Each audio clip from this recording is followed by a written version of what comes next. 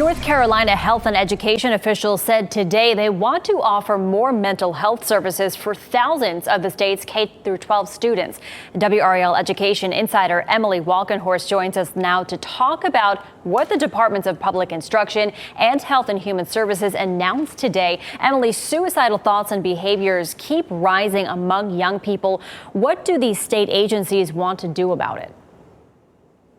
So the agencies said today that they want to do a couple of pilot programs. One they're already doing and they want to extend it, and another one would be new. It would be for telehealth services for students. They think it could reach about 10,000 students in certain counties that maybe have a hard time finding providers. And basically, students would be able to access telehealth for mental health services specifically, basically through a computer at school, just to make sure they can get the services they need. And we've heard experts and educators talk about student mental health issues before. How are schools already addressing this? So schools are doing a number of things, and it varies school to school. So about 10% of schools, according to DHHS, should have these services already. A lot of it's going to be for physical health rather than mental health.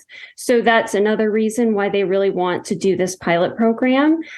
We've heard of in Wake County, they're also doing a pilot program specifically with a provider of mental health services for certain schools.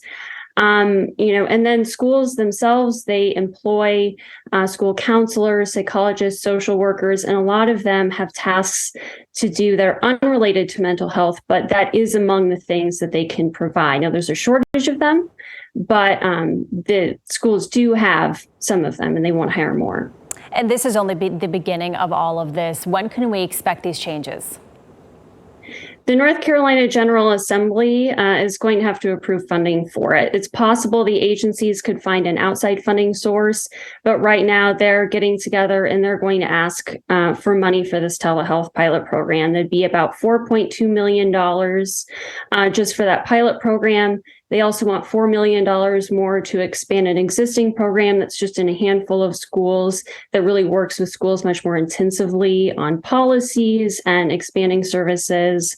And they also want to do a couple of one-time changes. And a lot of that might, they want money from the General Assembly, and, they'll meet this spring and we'll see how it goes. We will see. All right, Emily Walkenhorst, thank you so much for that.